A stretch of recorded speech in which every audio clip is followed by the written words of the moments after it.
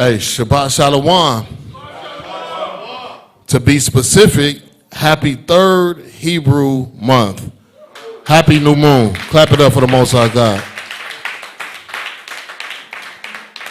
He's given us another opportunity to come together, to fellowship, and to build. And that's what we're going to do. And we're going to do it in the right spirit. All praises to the Most High God for this opportunity once again. I want everybody online to go ahead and like, comment, share, run it up so the other brothers and sisters have access to the lesson and they can feed their spirits as well. Without further ado, the title of tonight's lesson is Season of Harvest. Season of Harvest. I have a subtitle. It's called The Season When Crops Are Gathered.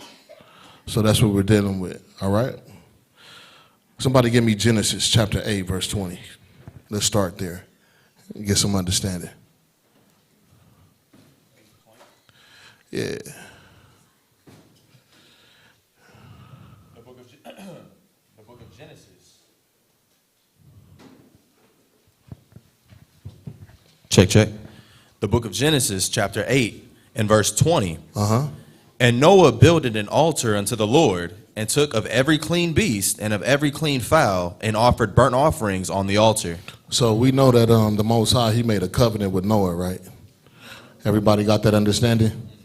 So this takes place after the water subsided, after the flood, all right? The Most High gave them instructions to be fruitful and do what? And multiply. Go ahead. And the Lord smelled a sweet savor, and the Lord said in his heart, I will not again curse the ground any more for man's sake. For the imagination of man's heart is evil from his youth. Right. So why was the ground cursed?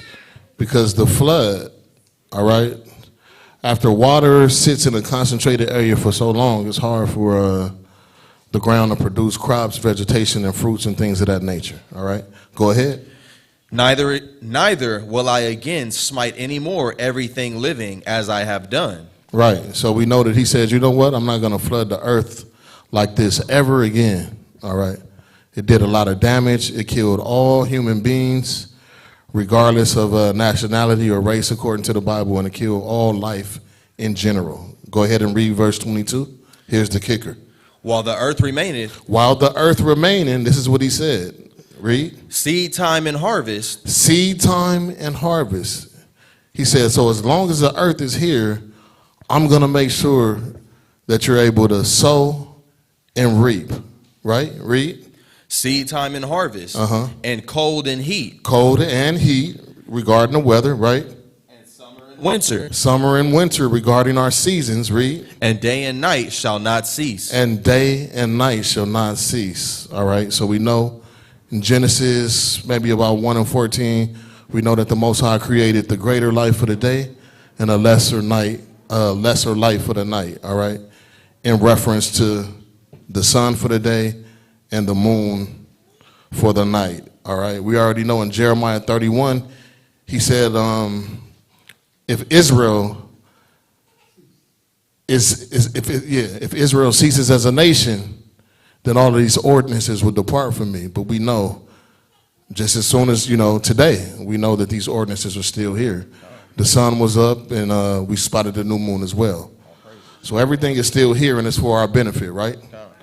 All right, so let me get Galatians 6 and 7. Let's establish something. We know the Most High, he established a foundation in the earth, right? And one of the foundations that he established is the law of balance. Would everybody agree? There has to be balance, right? All right. And he also established the law of reciprocation. All right. Reciprocation. Everybody knows what that means? All right.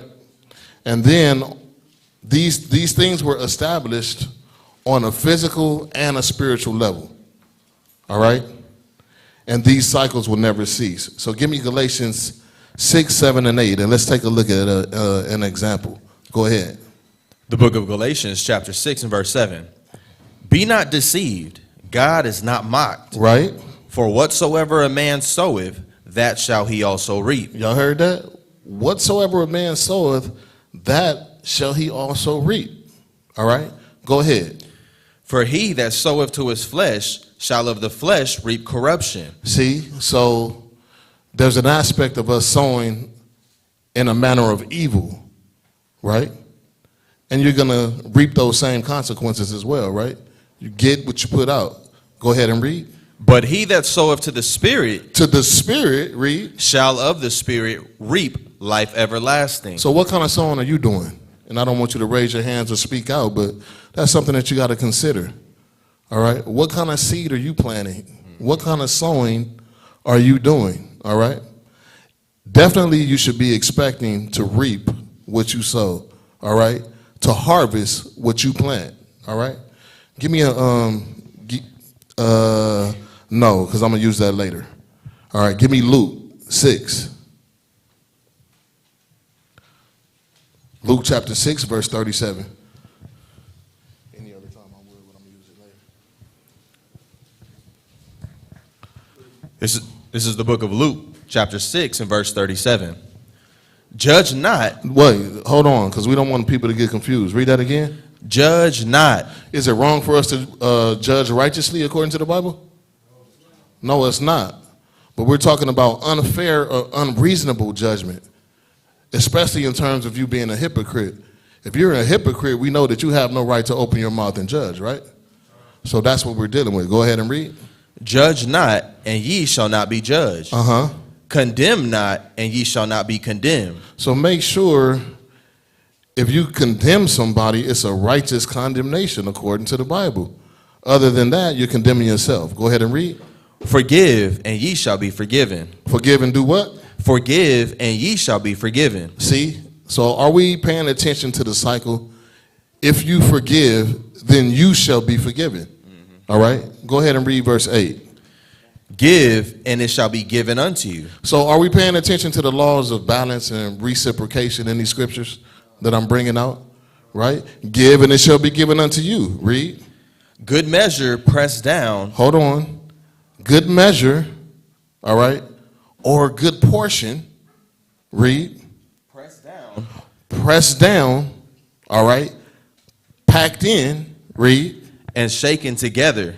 And shaken together. Read. And running over. And running over. Read. Shall men give into your bosom. Uh-huh. For with the same measure that ye meet withal, it shall be measured to you again. For with the same portion, whether it's a portion of forgiveness, a portion of grace, whatever you put out, that portion, that's what you should expect in return, right? Everything making sense. All right, now let's get 2 Corinthians verse 9. Excuse me, 2 Corinthians chapter 9, verse 6. 2 Corinthians chapter 9, verse 6. It's the book of 2 Corinthians chapter 9 and verse 6. So in terms of doing well or doing good, we go ahead and read. But this I say, he which soweth sparingly shall reap also sparingly. So in the Christian church, most of this, when you hear this scripture, a lot of the times it's relative to what? Giving or tithes or offering, right? But go ahead. But he which soweth bountifully shall reap also bountifully. Right. But is this necessarily only restricted to tithes or offering? No, it's not restricted to money. All right. You can give out an X amount of grace or an X amount of mercy and so on and so forth. All these spiritual attributes, and guess what? These things come back to you bountifully, 30, 60, and 100-fold, right? All right. Give me Matthew 6. Couple more examples. Give me Matthew 6, 14 and 15.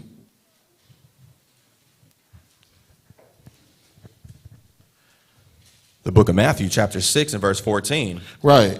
For if ye forgive men their trespasses, your heavenly Father will also forgive you. So if you read the Bible, you know that this is in red. Christ is speaking right here. All right. And he understands the foundation that his Father laid down, right? And these are the things that we should follow. Read it again from the top. For if ye forgive men their trespasses, your heavenly Father will also forgive you. But, read. But if ye forgive not men their trespasses, See, and that's a lot of the times that's the situation. All right? The Most High God has given us grace and mercy according to, his son and the sacrifice of his son, the blood that was shed. But a lot of the times we're not willing to give that to those who offended us in return. And that's where the problem comes in. All right? And then we wonder why we have a problem having our prayers interceded. The Most High doesn't want to deal with us on that level, right? Because we're harboring resentment. We have different feelings and emotions about forgiving somebody else. See, because it's a good thing when you receive forgiveness and you receive grace. That's all well then, right? Everything is all good. But then when you lack that same grace to be able to issue it out to somebody else who needs it and they're sorry, guess what? You got to be able to, within reason, do the same that the Most High has done to you. All right? So read 15 again. Verse 15. Uh-huh. But if ye forgive not men their trespasses, neither will your Father forgive your trespasses. So that's something that we got to remember, keep in our back pocket, and you got to utilize that. Forgive others because the Most High has forgiven you. All right? Matthew 5 and 7. Matthew 5 and 7. The book of Matthew, chapter 5, and verse 7. Right? Blessed are the merciful. Blessed the who? Blessed are the merciful, for they shall obtain mercy. Real simple, right? Blessed are the merciful, for they shall obtain mercy. A lot of us, we ask the Most High God for mercy, right? Even if you don't need it now, guess what? At one point or another, you're going to need that mercy, right? So it behooves us to make sure that we give that mercy, all right, for a time where we need it, all right? Everybody understand that? So did everybody recognize the law of balance and the law of reciprocation within these scriptures that we just went over? Does it make sense? All praises. Now let's go to Ecclesiastes. Ecclesiastes chapter 3. Watch this. The name of tonight's lesson, if you're just now tuning in, is Season of Harvest. All right? If you're online, go ahead and share the classes so the word could get out. Ecclesiastes chapter 3, verses 1 and 2. The book of Ecclesiastes, chapter 3, verse 1. Read. To everything there is a season. To everything there's a season. Go ahead. And a time to every purpose under the heaven. So it's a time to do everything at one point or another under heaven. Go ahead. A time to be born. A time to be born. And a time to die. And a time to die. Read. A time to plant. What? A time to plant. A time to plant or a time to sow. Read. And a time to pluck up that which is planted. And a time to reap or harvest that which was planted. All right? Give me Genesis 8.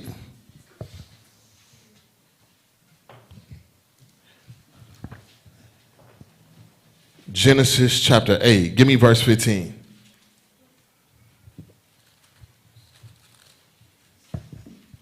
The book of Genesis chapter 8 and verse 15. And God spake unto Noah, saying. Excuse me. Let me get there, Salakia. All right, go ahead now. What did he say to Noah? And God spake unto Noah, saying, Go forth of the ark, thou and thy wife and thy sons' wives with thee. Okay. Bring forth with thee every living thing that is with thee, of all flesh, both of fowl and of cattle, and of every creeping thing that creepeth upon the earth, that they may breed abundantly in the earth. That they may breed abundantly in the earth, that they may sow and multiply. Go ahead. And be fruitful and multiply upon the earth. And be fruitful and multiply upon the earth. So we've done that as a nation on a physical level. Khan? Why do I know that? Because the scriptures tell us that we're the sand of the sea. All right? We can't be numbered, right? But are we doing that on a spiritual level? That's the question. How much seed are you sowing? Are we taking advantages of the opportunity to spread the gospel, the good news to other Israelites? All right? That's the question that we're dealing with tonight, all right? Because I want to stay more on the spiritual side of things, but the Most High, He gives us the the physical understanding first. All right? By a show of hands, how many people are doing everything that they can to further this gospel so we could get up out of this place? Not a lot. Not a lot. Thank y'all for being honest. All right, so we got work to do.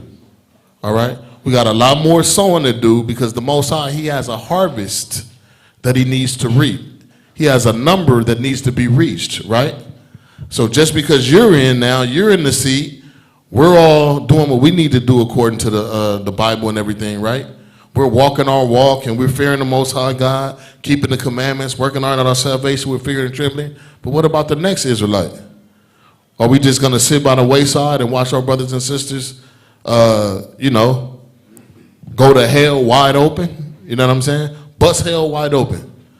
So there's a certain level of care that we have to have for our nation. You know what I'm saying? Because it doesn't make sense for us to just worry about each other when there's a whole lot more Israelites out there that need to be in here with us, right? All praises to the Most High. Give me, did you read 17? Yes, you did. Give me Jeremiah 31. Jeremiah 31, 27. And you can read it when you get it. The book of Jeremiah 31 and verse 27 and 28. Verse 27. Uh-huh. Behold, the days come, saith the Lord, In the future, the days come, saith the Most High God, that what? that I will sow the house of Israel and the house of Judah with the seed of men and with the seed of beasts. So the Most High, he's going to increase his people, the southern kingdom and the northern kingdom, right? As well as the beast. Go ahead. Verse 28. And it shall come to pass that like as I have watched over them to pluck up, To pluck up, read, and to break down, and to break down, and to throw down, and to throw down, go, and to destroy, and to afflict, so will I watch over them to build and to plant, saith the Lord. So how does that sound? The Most High has to break us down to build us back up again.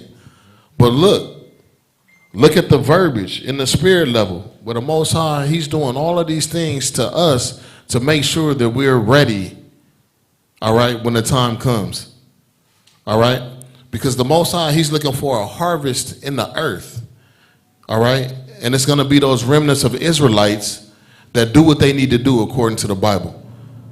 So are we going to do what we need to do, or are we going to let the opportunity pass by? All right? So we got to definitely seize the opportunity and make sure that we're on the right standing with the Most High God. All right? It's definitely imperative for that to happen. All right? We don't have no time to be playing games. We got to be locked in. All right? So let's get an example. Go to Proverbs chapter 30 and verse 24. Proverbs chapter 30, verse 24.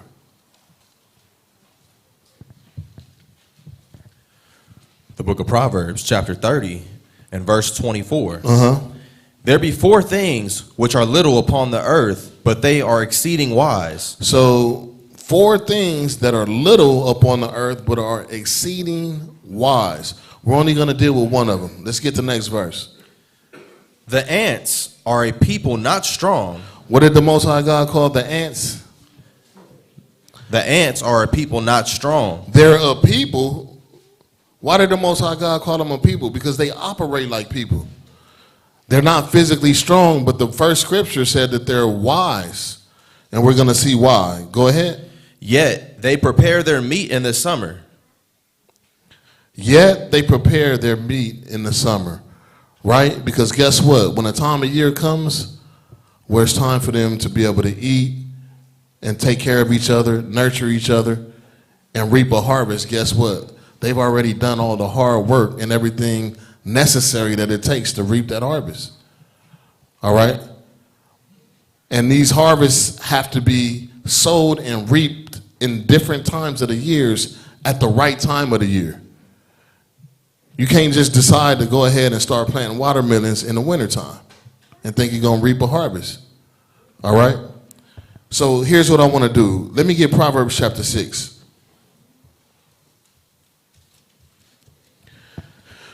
While he's getting that verse, the ants may truly be called a people, as they have houses, towns, and public roads.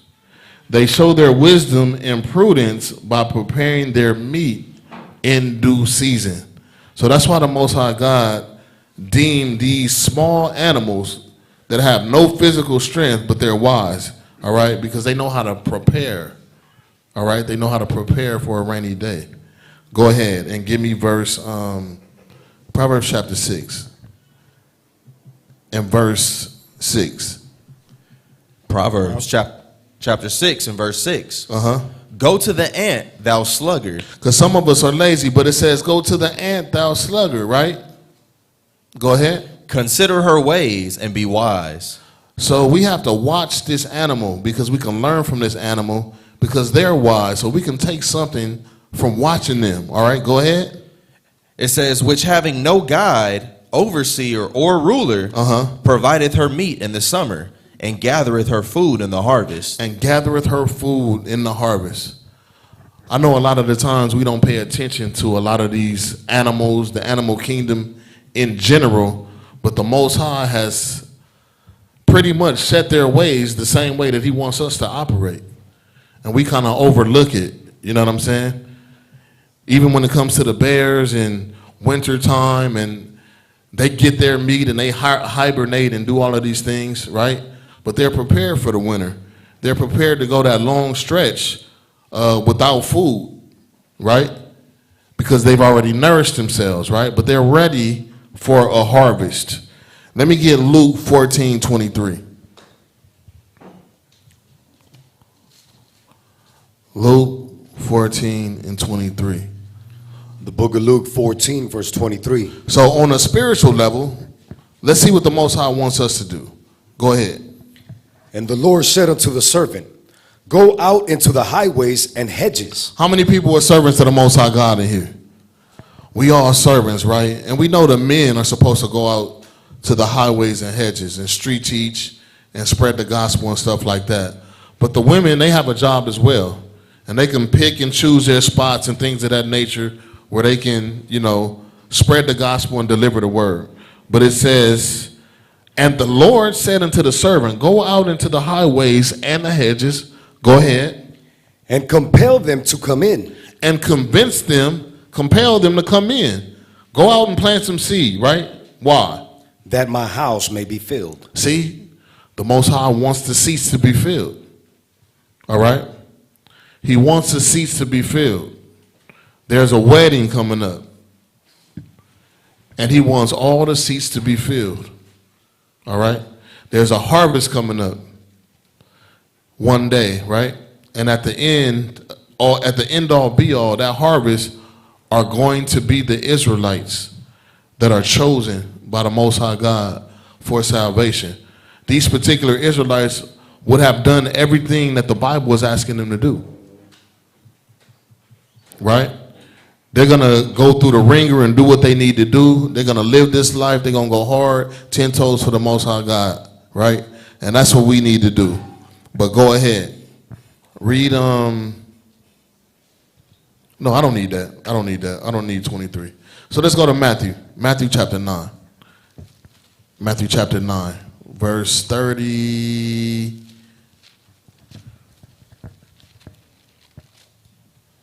35. The book of Matthew, chapter 9 and verse 35. Let's see how Yahweh Shai understood the mission. And the same thing that the Bible's asking us to do, this is what he did. He went out and planted seed, right? He understood what the Most High is asking for. Go ahead. Verse 35. And Yahweh Shai went about all the cities and villages teaching. Doing what? Teaching in their synagogues and preaching the gospel of the kingdom and healing every sickness and every disease among the people. So he was teaching and preaching, healing people and things of that nature. Planting seed, right? He was working in the vineyard, working in the field. What kind of laborers are we? Are we working? Or are we standing by watching other people? What are we doing? Do we have any fruits? That's something that you got to ask yourself, right? Or are we just warming up the benches? What are we doing? Right. We got work to do as a nation, right? Caring for your people. That's the real thing that the Most High wants us to do. All right? So just like you heard the word from somebody, that process has to continue and repeat itself over and over and over and over again. All right? And guess what? The Most High is not going to come, he's not going to come down and do it for us. That's our job. We have to do it. All right? So we got to remember that. But go ahead. Verse 36. But when he saw the multitudes, he was moved with compassion on them because they fainted and were scattered abroad as sheep having no shepherd. Right. So we got to be built to do this work. We can't faint in the spirit. There's no such thing as quitting and, I'm not sure if I'm capable of doing it. And the Most High called us into this truth for a reason. And we've all been equipped with everything that we need to do the job. All right? Most of us are more assertive than others. You know what I'm saying? But nevertheless, if you're here, you're qualified. All right? So never be in a negative state to say that, you know what I mean? I'm not sure. Your faith is lacking and things of that nature. The Most High, he didn't call us to fear. He didn't call us to doubt. He didn't call us to unbelief. We got a job to do. All right? How many of us feel like we qualify for the job? Be honest. All praises, but a lot more hands need to go up. All right? We need to be confident in the spiritual ability that the Most High has given us. A lot of us have a testimony that we could share with others. You know what I'm saying? Most of the time, your testimony is the seed that need to be planted. And then people will inquire from there. Because included in your testimony is everything that they need to hear about the Most High God. All right? Because none of us got out of our situations without the Most High. All right? So he's going to be incorporated in the testimony. So the fact that you're keeping the commandments and doing everything else, guess what? Hey, that's a good thing. Yep. You can expect people at some point to get at you. The point is, you never know when that's going to happen. So we got to be on our P's and Q's, right? And we got to be serious about this work. All right, we got to be about our Father's business, like Yahweh Shai stated. All right, he wasn't playing games. This wasn't a thing to where it was just like a weekend thing. All right, he made all the sacrifices that he needed to make. All right, Khan. So, what was that? That was verse 36. All right, verse 37. Go ahead. Verse 37. Then saith he unto his disciples. What did he say to his disciples? The harvest truly is plenteous, but the laborers are few. Run it by me again. The harvest truly is plenteous, but the laborers are few. So that's what the Most High is letting us know. The harvest is plentiful. All right. A lot of us have been traveling. You've been on the 5 freeway, the Grapevine. You've been going from state to state. And a lot of the times you look to the right and you look to the left and you see a gigantic field. But how many people do you actually see out there working? Right? You may have 2, 3, maybe 4 people. All right? Literally walking. I'm talking about vineyards that are miles long. You know what I'm saying? And a lot of those brothers and sisters are working for minimum wage. I see Northern Kingdom out there. Nevertheless, they're Israelites. But even to stay on point, the fact is, it's a numbers game. He said it's a lot of work to be done, but only a few laborers. And it's strange because not only do you see it out there while we're on these freeways and we're traveling, you see it within the congregation. Right? You see less people working and putting their hand to the plow and more people just not there yet. Because I'm not here to disrespect any of my brothers and sisters. But guess what? There's a lot more that we could do. So I'm here to exhort you and encourage you according to the Bible. Because this is not my words. All right? But how do all of these things get done and accomplished within the church? The church is the Most High God's business. And it has to run with people working. That's why we have different departments, different leaders. That's why we have the structure that we have. Because things got to get accomplished. All right? And a lot of the times, it's the same few people that are multitasking. So guess what? When we look around and see our brothers and sisters, we need y'all help. We need y'all help. All right? A lot of these events that are being put on and the timing that they're being put on, you got what is it? You got Brucella coming up, right? And then you got, what is it, May 19th? We got another event.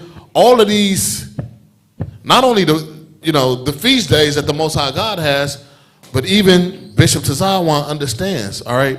These certain events need to happen this time so we can reap this harvest. And the whole motive to put on these events, it's not just about money. It's about bringing other people in to fill the seats. All right?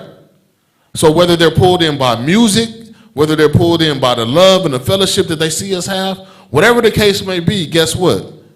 It's going to draw people in. You know what I'm saying? And a lot of the times you have an individual duty to do what you need to do within these certain events. The Most High might bring a brother or a sister up to you that might admire you and ask you a question. Guess what? You got work to do that day. You know what I'm saying? You might have to be out here on the side telling your testimony or whatever, whatever the Most High is asking you to do. You got to do it. You can't ignore that still quiet voice. You got to put your work in. You know what I'm saying? So not only did they come and get some good Israelite music and get their soul fed, but guess what? They got some encouragement. They got some exhortation, right? Now they've been invited to come fellowship, and things are up and up from there. But we need to understand how the Most High God operates. The Most High God doesn't operate like us, and things don't just happen by chance. It's not a mistake. It's not by chance. No, you know that you were supposed to do something. You know you weren't supposed to run away from that sister and try to get away to the stage. You know what I'm saying?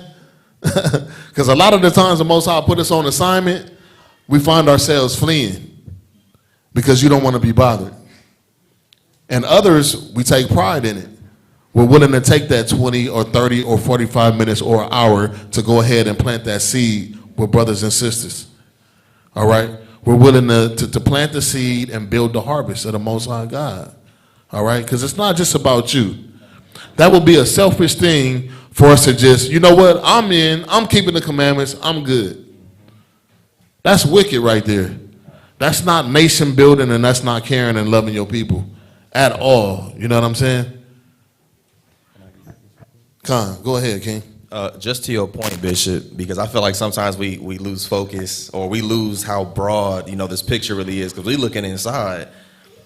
Just in Los Angeles County, it says the total Hispanic and Latino population consists of a little under 5 million. It's a lot of Israelites that ain't heard this truth like how they need to hear, right? And then you got so-called black people. Los Angeles County is home to the third largest black population, which is 936,000, a little bit under 1 million. We ain't got enough seats filled. A lot of work to be done. Harvest is plenteous. But the laborers are few. And the numbers don't lie, and y'all know that. The numbers do not lie. So we really got to, up our game and make sure that we in the right mentality, in the right space, because it's levels to this truth. Okay, now you're in. All praises to the Most High God for that. You're in. You're developing. You're growing in the Spirit. You're keeping the commandments. Now what? Do we just cruise control to the kingdom? No, it don't work like that. All right? So we have to keep investing. We have to keep planning. All right? And we have to keep digging and doing everything that we need to do. All right? On a level of, what do they call it?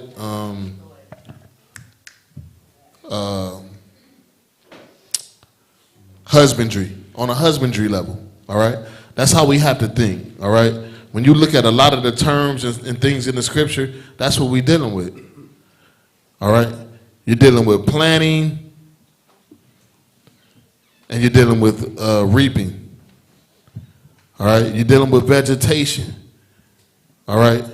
So, give me verse 38. Verse 38. So in verse 37, the harvest truly is plenteous, but the laborers are few. Go ahead. Pray ye therefore the Lord of the harvest that he will send forth laborers into his harvest. So we're supposed to pray for more laborers to help those who are laboring. All right? And it's not by chance that people who decide to come in and they have that zeal and they're ready to work, of course they're going to stand out. Because they're doing everything that the scriptures are saying. So we shouldn't hate on that or feel some kind of way when brothers and sisters come in and do what the Most High God is asking them to do. You know what I'm saying? It's no chance all of a sudden now we got new members. Right. It's supposed to work that way. All right? Give me Matthew 20.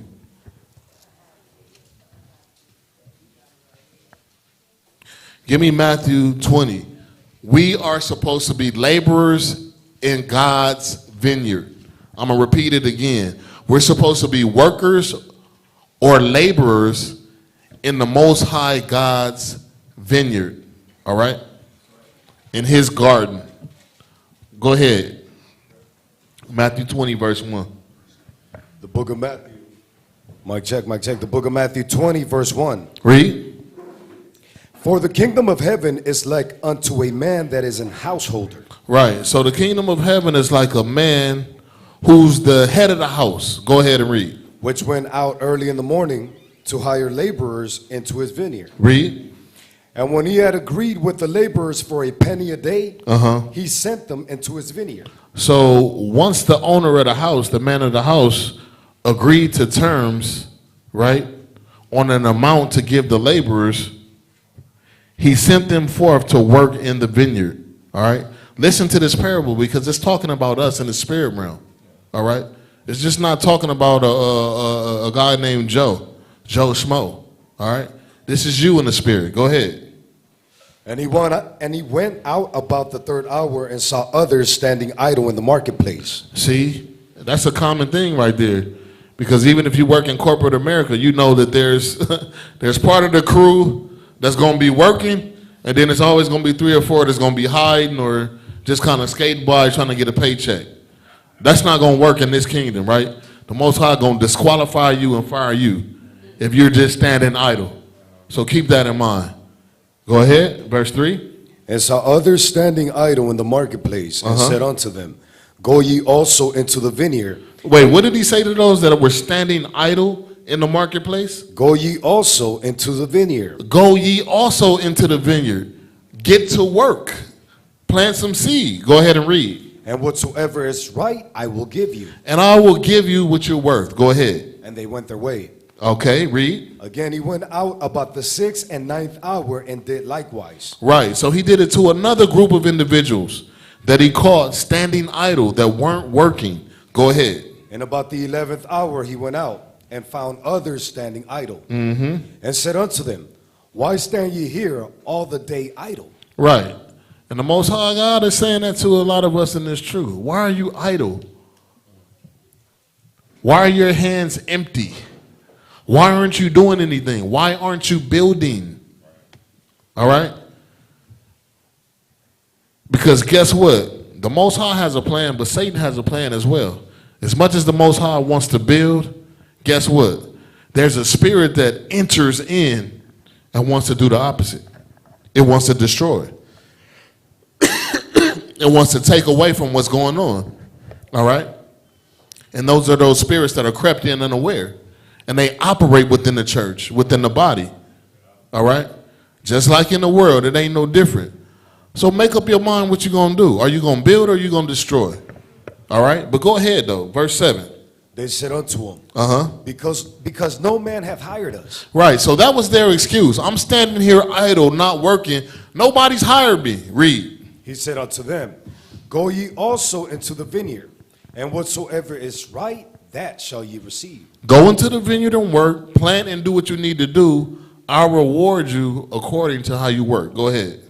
So when even was come, the Lord of the vineyard said unto his steward. Right. So, hey, the man of the house, the Lord of the vineyard, said unto his manager, all right, his commissioner, his man that was in control of the laborers. Go ahead.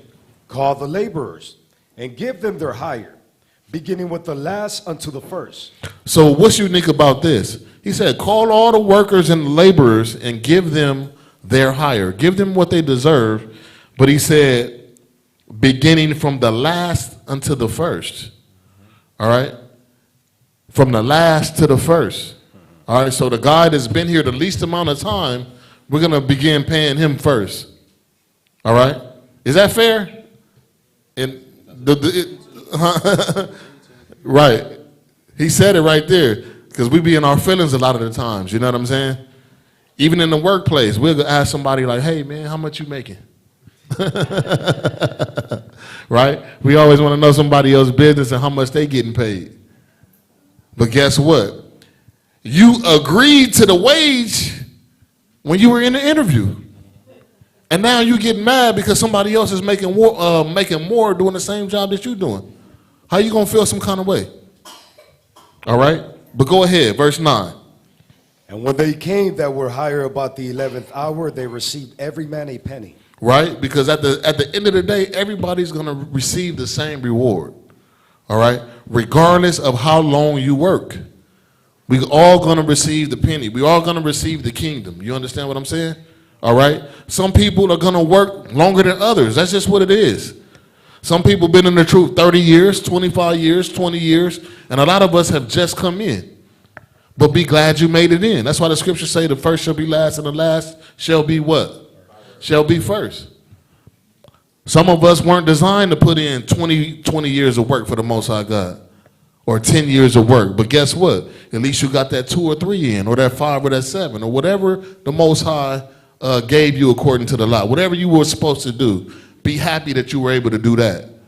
All right? Go ahead, verse 11. Verse 10. But when the first came, they supposed that they should have received more, and they likewise received every man a penny. Wow. What verse was that? That was 10. Okay, go ahead. And when they had received it, they murmured against the good man of the house. They murmured and complained against the good man of the house. We already know the Most High God hate that. A lot of Israelites got destroyed in the wilderness for murmuring and complaining, right? And a lot of times we fix our lips to murmur and complain against the Most High God. And then we catch ourselves. You know what I'm saying? We catch ourselves. Then you repent. Then you get your mind right. But the nerve of us to fix our lips and even speak against the Most High God. You know what I'm saying? Why would you tempt the Most High God like that? Why would we even have anything to say? Even in regards to something like, okay, you know what? The new moon may be tonight. It's going to inconvenience me. But if it's not tonight, I got to come back tomorrow. So what? It is what it is. That's your reasonable service, like the scriptures say. You know what I'm saying? And so it's our job to appease the Most High and obey the Most High. He's not on our time. All right? And I realize a lot of us are still stuck in that American mindset to where you think things revolve around you. But it's not the case, and it's true. You know what I'm saying? We got a hierarchy. The Most High, Yahweh Shai, a husband if you're married. If you're not married, guess what? And you're a woman, then Yahweh Shai is your head. All right? You got brothers, you know, to spiritually cover you, and then the woman and the children. All right? Everything has to go by that order. If not, it's going to be chaos. You know what I'm saying? When the head order is out of order, it's chaos. Point blank, period. You know what I'm saying? When the woman is trying to be the man, guess what? That's a problem. That's a problem. Expect everything to go wrong then. You feel me? It's just what it is. When you try to be the Most High God, guess what? That's a problem. You don't know enough. We don't know enough. You know what I'm saying? We got a lot to learn. So, you know, that's a no-go as well. But it says, and when they had received it, they murmured against the good man of the house. And if you understand these parables, the good man of the house will be Yahweh Shai. All right? Give me verse 12. Saying, these last have wrought but 1 hour, and thou hast made them equal unto us. Look, these last workers that worked the least amount of time, only 1 hour, go ahead and read. And thou hast made them equal unto us. See, that's what they're complaining about. Go ahead. which have borne the burden and the heat of the day. Man, I've been here all day long. That's not fair. They just came and they getting the same wage as me. Go ahead and read. But he answered one of them and said, Friend, I do thee no wrong. See, that's what Yahweh said. Look, I didn't do you no wrong. You agreed to it. You agreed to the terms and conditions. Friend, I don't want no problems. I'm not about to argue. Friend, right? I didn't do you any wrong. Go ahead and read. Does not thou agree with me for a penny? That's the moral of the story right there. Did you not agree? Yeah, you did. So when you came into this walk, you already knew what time it was. You agreed. You agreed to the terms, right? And you have the ability and the opportunity to influence as far as where you're positioned in the kingdom. All right? You want to be great in the kingdom or you want to be least in the kingdom? You want to put the work in or you want to make excuses? Because if you find yourself making too many excuses, complaining and murmuring, you're not going to be ruling in the Most High God's kingdom. That's just not going to happen. You're not going to be ruling. You're not going to be over 5 cities, 10 cities. You're not going to be teaching the Gentiles about the laws of the Most High God. You're just not going to be doing that. You know what I'm saying? You might find yourself lower than you think in the totem pole, right? Because as an Israelite, you don't get an opportunity to serve. You may be in a lake of fire. That's your least. That's right, bring it up. That's your least. It ain't no maintenance man. You know what I'm saying? So a lot of us got to just stop going through the motions and stop playing with this. Because a lot of us, subconsciously, you know you're taking it for granted. And subconsciously, you know you're playing games. And you know you can do better. We owe the Most High God a lot more than we're giving him. You know what I'm saying? There's only a few of us going, I don't even want to use that term, but I was going to say balls out, but what's another? All in. There's only a few of us really going all in. All right? The same way that you used to go all in for the track team, or when you used to practice basketball or football. All right? You wanted to start so bad. You was at every practice on time, right? You had your pads, you had your gear on. You was yes coaching. You did all that. You went above and beyond in the world, right? And a lot of us do that for the job, right? We're more respectable and honorable to the job, to Billy Bob, to the manager. You don't want to get fired. You're there. You do everything. You don't ask no questions. You don't blow no smoke. But when it comes to the Most High God, we give a lackluster effort. We kind of just go through the motions. And for you to think the Most High God is accepting that, you must be foolish. Go ahead and read the next verse. Verse 14. Uh-huh. Take that thine is and go thy way. Take what you agreed to and go your way. Read. And I will give unto this last even as unto thee. Uh-huh. Go ahead. It is not lawful for me to do what I will with mine own. Is it not lawful for me to do what I will with mine own? Read. Is thine eye evil because I am good? Right. I'm a good man. Because again, you agreed to it. I don't force nothing on nobody, right? Last one. Read verse 16. So the last shall be first, and the first shall be last. For many will be called, but few chosen. Right. So what do we get out of that? We got a lot of work to do. All right? And a lot of us shouldn't be looking to the right and to the left in regards to what our neighbor or our brother and sister is doing. You need to be focus on yourself. Focus on yourself, like Sister Kanai said. That's what you need to be doing more of. Locking in, focusing on yourself. If you need help, you know help is here. You know who to reach out to. You got leaders, you got brothers, you got sisters. We're all being an example to one to another in one way or another. All right? We got a lot of good examples here. Anybody agree that we have good examples within the congregation? Guess what? All praise to the Most High. Clap it up. Right? But then on the contrary, there are other examples that are not so great.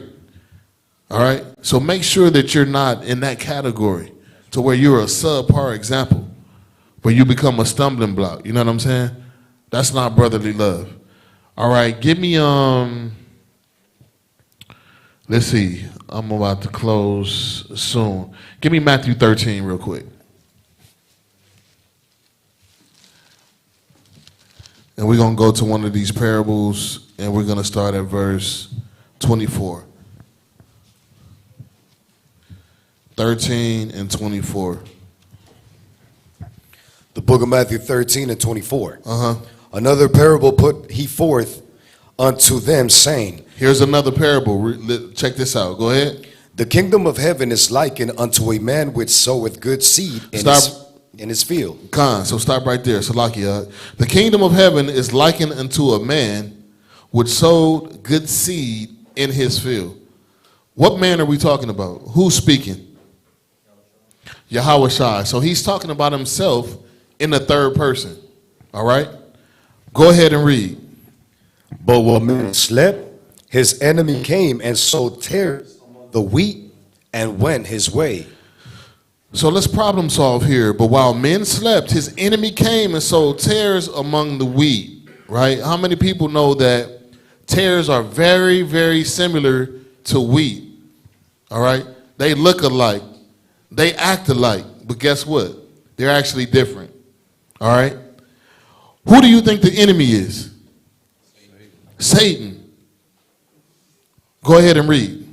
But when the blade was sprung up, so when the vegetation or the harvest was sprung up, all right, as it grew, guess what? Read. And brought forth fruit. And brought forth fruit. Then appeared the tares also. See, so the tares grew with the wheat. All right? Just like out in the field when you go on a physical level dealing with husbandry, the same thing happens in the spirit, in the body. All right? The tares grow with the wheat. Read on. So the servants of the householder came and said unto him, Sir, didst not thou sow good seed in thy field? From whence then hath it tares? So the good man of the house, he said, didn't we plant good seed in the field? Right? Where did the tares come from? And a lot of the times we're asking the same question. All right? Because the tares look like wheat, and because the tares aren't noticed from the jump, all right? They're hard to identify. They're acting like everybody else, right?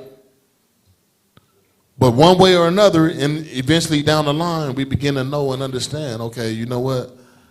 It's a possibility that that's not wheat by the way that they operate. Look at their fruit or their lack of fruit, all right? Go ahead. He said unto them, An enemy hath done this. The servant said unto him, Wilt thou then that we go and gather them up?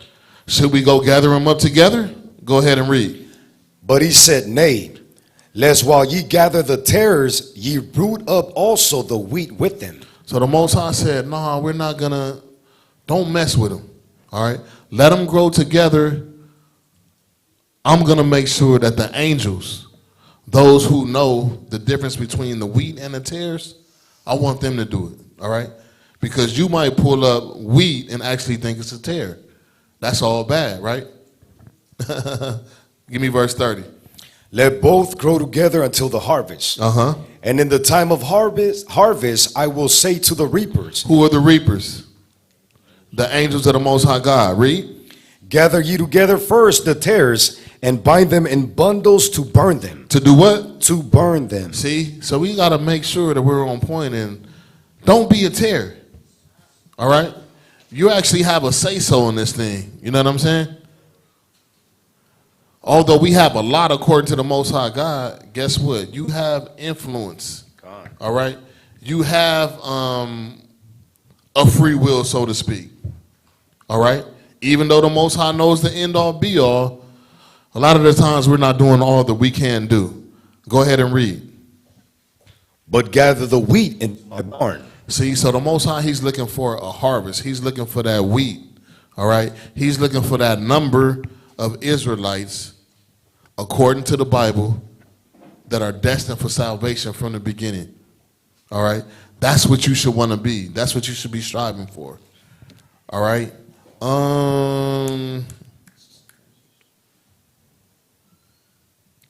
Drop down to verse 36. Verse 36. Then Yahushua sent the multitude away and went into the house, and his disciples came unto him, saying, Declare unto us the parable of the tares of the field. Right, so we just read a parable, and it was the parable of the weeds, and this is pretty much going to explain it, right? Go ahead. He answered and said unto him, He that soweth the good seed is the Son of Man. Right, so I asked y'all a question in verse 24. We were right. Yahweh Shai, the Son of Man. That's the good man of the house. Go ahead. The field is the world. Say it again. The field is the world. So our field is the world. That's our place that's our workplace. That's where we're supposed to plant seed. That's where we're supposed to do everything that we need to do for the Most High God. The Most High God has given us the whole world. That's our field. Okay? Does everybody understand? All right? That's our workplace. That's where we plant seed. That's where we talk about the Most High God. That's where you give your testimony. That's where you do all the planning and the sowing that you need to do to bring the Most High a harvest, right? Because the Most High, He's all given us spiritual gifts, and we're supposed to what? You're supposed to multiply that. You're supposed to flip that, right? A lot of us have grown up in different situations that are not so great, and guess what? You understand what it means to flip that bag. You know what it means to when somebody tell you to double that or triple that up. So it's the same thing in the spiritual realm. All right? Because we're not going to be a good servant if you come back and you didn't multiply what the Most High gave you. If the Most High come back and you didn't multiply what He gave you, guess what? That's all bad for you. That's all bad. All right? The Most High can use those gifts and talents and give it to someone else who's already multiplied 5 or 10 times more. All right? That's how the Most High God operates. All right? So use your spiritual gifts so the Most High can reap His harvest. Go ahead. The field is the world. The seed are the children of the kingdom. The good seed are the children of the kingdom who landed on good ground. Read. But the tares are the children of the wicked one. See? The tares are the children of the wicked one. All right? So Satan is also planting seed in the same vineyard, in the same field. All right? Make sure that you're the children of the kingdom and not the children of the wicked. That's what you got to do. All right? Because even on a physical level, in terms of tares, looking like wheat, acting like wheat, guess what? That means a lot of tares they're going to have on fringes. They're going to have on a head wrap. They're going to look the part. But you're going to find out. Just as much as they're going to find out, guess what? You're a fraud. You know? You're a fraud. And that's what we got to make sure that we don't fall into that group, all right? Because it is what it is. This is not an if thing or the Most High said this is what it's going to be like, all right? We talked about the law of balance when I started off. It's good and it's going to be evil. Just like it's light, dark, tall, short, all right? The Most High, He said, I love righteousness, but I love judgment too, all right? We're dealing with balance. Go ahead and finish that off, King. Verse 39. 39. Read. The enemy that sowed them is the devil. Say it again so they can know. The enemy that sowed them is the devil. The spiritual demon Satan, all right? The harvest is the end of the world, and the reapers are the angels. The harvest is the end of the world, and the reapers are the angels, all right? We already know that because I asked you guys. Go ahead. As therefore the tares are gathered and burned in the fire, so shall it be in the end of this world.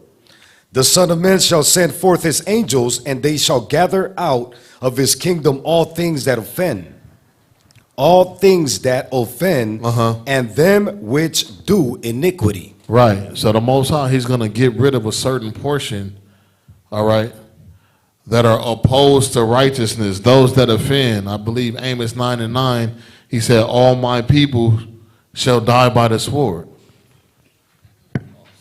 Excuse me. All the sinners of my people shall die by the sword. So we got to make sure that we're progressing in this truth, all right? We got to make sure that we're not playing with this truth, playing with this opportunity, playing with the Most High God, offending the Most High God, but even more so, tempting the Most High God. Because when you playing with the Most High God, you actually tempting the Most High God, and you're going to force his hand because you really don't believe that he's going to do what he said he's going to do. You know, and then when you have to find out, you're going to be on your own, all right?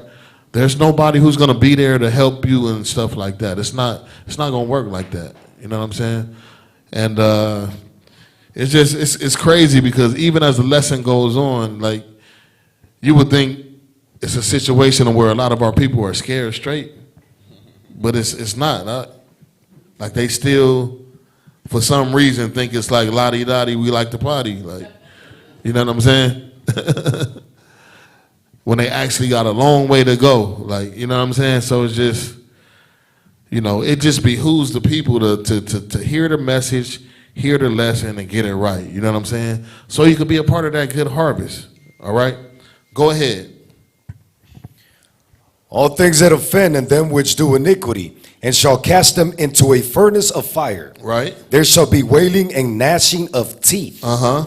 Then shall then shall the righteous shine forth as the sun in the kingdom of their Father.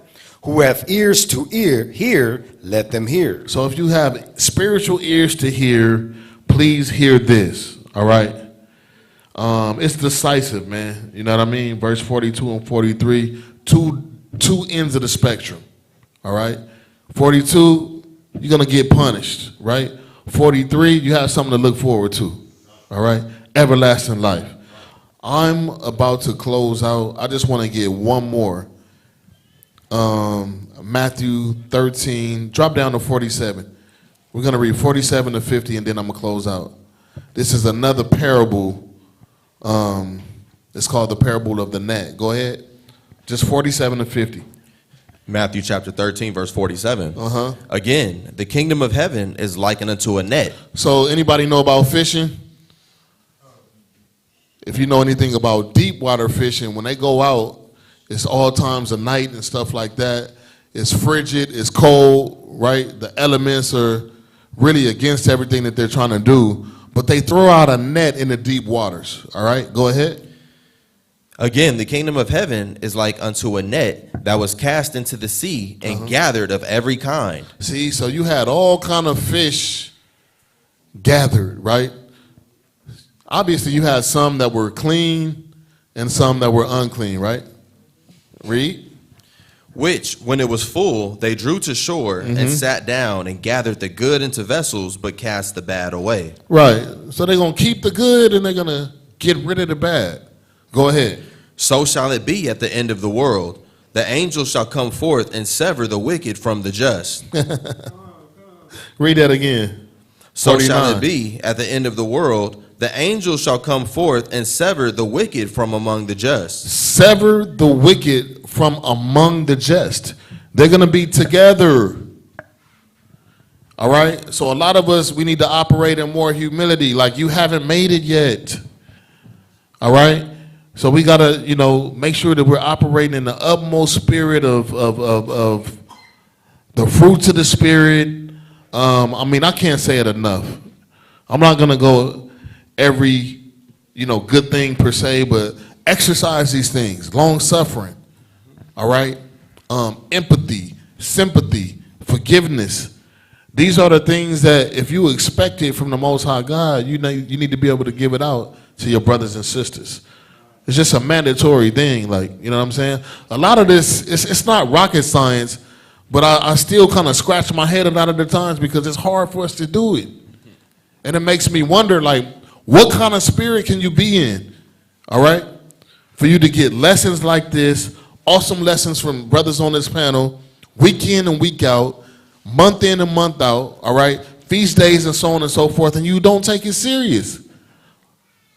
Like that means that you have something mentally wrong with you. You know what I'm saying? Because a lot of us, we don't have it as bad as we think. I'm gonna just put it like that. You know what I'm saying? Yeah, we all going through stuff. I understand that. A lot of us have had our battles and stuff like that. Hey, but none of us had it worse than Yahushua. None of us had it worse than Yahushua. None of us can sit up here and complain that much. And he never complained or murmured. But again, I am sympathetic to, because somebody might say, well, you don't know what I've been through under their breath. No, I understand. There's some things that I've been through and my family have been through that I would never even utter because it's to that level. You feel what I'm saying?